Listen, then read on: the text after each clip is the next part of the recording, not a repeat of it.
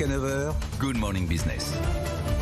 Et en plus, il est modeste. Jean-Pierre Champion, directeur général de Chris Group, est arrivé en nous disant « Moi, je suis une PME, je relocalise, mais je suis une PME quand même de 1,2 milliard de chiffre d'affaires, 1433 magasins dans le monde. Évidemment, Chris, Vision Plus, Lynx Optique. Et donc, l'annonce d'une nouvelle relocalisation d'une partie des verres à haute valeur ajoutée que vous allez désormais, parce que vous êtes à la fois un distributeur et un industriel, et vous allez donc fabriquer davantage de verres en France. Pourquoi, Jean-Pierre Champion ? On a fait ce choix d'être distributeur-producteur il y a déjà quelques années. Et puis ensuite, on a décidé de fabriquer en France. On aurait très bien pu fabriquer en Chine. Ben, ça nous apporte d'abord l'indépendance.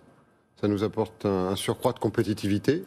Compétitivité, généralement, c'est pas ce qu'on entend quand on fabrique en France. On dit qu'on est... Oui, mais en étant distributeur-producteur, ouais. Et essentiellement distributeur, la création de valeur qu'on fait dans l'industrie, on est tout à fait libre, non pas de la distribuer sous forme de dividendes, mais de la repasser aux consommateurs. C'est ça notre stratégie. C'est en cela qu'on est plus compétitif en étant distributeur-producteur. Et puis on peut innover. On peut innover plus qu'un distributeur classique. Un distributeur classique innove dans l'expérience client. On peut aussi investir dans les produits. Et innover dans les produits. L'usine de Bazainville qui va s'agrandir, du coup, produit 20% des verres que Chris écoule. Le gros des ventes, lui, il est fait aussi avec un partenaire japonais. Pourquoi vous aviez fait ce choix d'un partenaire japonais au départ ? PME oblige. On ne pouvait pas concurrencer des acteurs mondiaux qui consacrent 5% de leur chiffre d'affaires mondial à la R&D. Il fallait donc s'associer avec un partenaire industriel. On a fait un appel d'offres. Il y a d'ailleurs un appel d'offres en cours encore aujourd'hui, puisqu'on le fait tous les 4 ans, et on a choisi ce partenaire japonais qui, à la fois, nous donne accès à son portefeuille de brevets et nous met à disposition ses usines dans le monde pour aller au-delà de notre simple capacité en France. Alors, sur la partie, effectivement, verre à haute valeur ajoutée, notamment les verres progressifs, j'imagine, est-ce que cette décision d'investir de nouveau en France, vous allez investir 16 millions d'euros dans votre usine, est-ce que c'est parce que quand vous faites vous êtes à l'industriel, vous faites le bilan coût-avantage et c'est normal.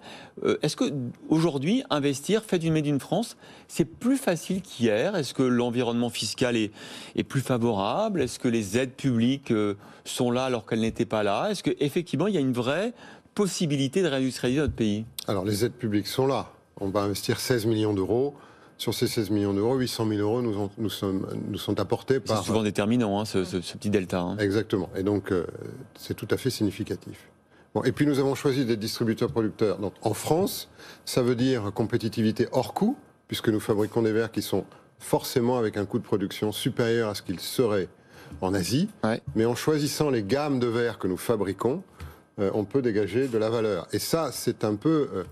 un point de passage obligé si on veut fabriquer en France. Ouais. Il ne faut pas fabriquer... C'est pas juste un slogan, il faut aussi que ça corresponde effectivement à une compétitivité. Et il ne faut pas chercher il faut pas nécessairement chercher la compétitivité coût.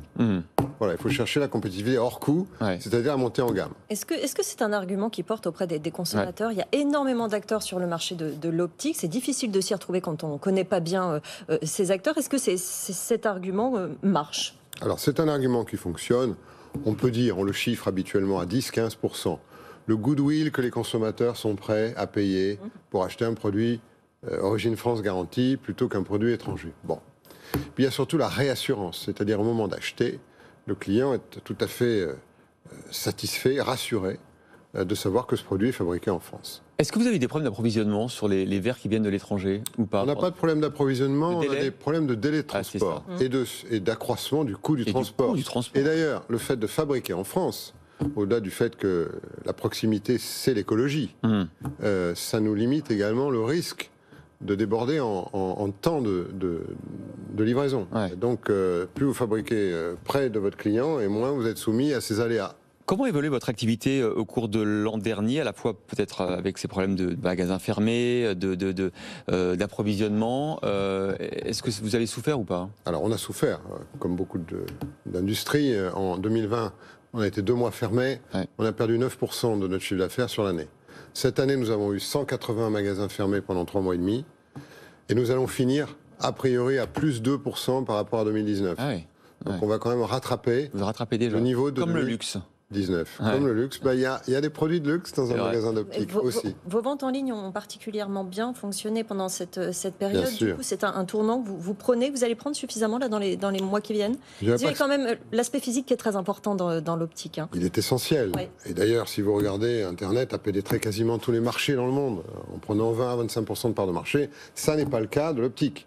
À part les lentilles de contact, qui est un marché très compétitif, où Internet a une bonne pénétration et sur lequel on a constaté, pendant la crise, une très forte augmentation des volumes. Pour le marché français spécifiquement, quel était l'impact du zéro reste à charge, par exemple?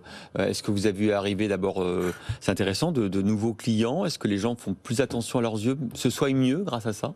Alors il se trouve que nous sommes sur deux marchés. Vous n'avez pas signalé, mais nous sommes sur l'optique et sur l'audition. C'est vrai. Le 100% santé est arrivé sur ces deux marchés. On peut donc comparer les faits. Ouais. Il est dramatiquement différent. En audition, le taux d'équipement est de 50% en France. Il a donc été boosté par ce 100% santé. Il était combien avant? Il est de 50%. Il va quasiment passer à 100% dans les 5 ans. D'accord. Bon.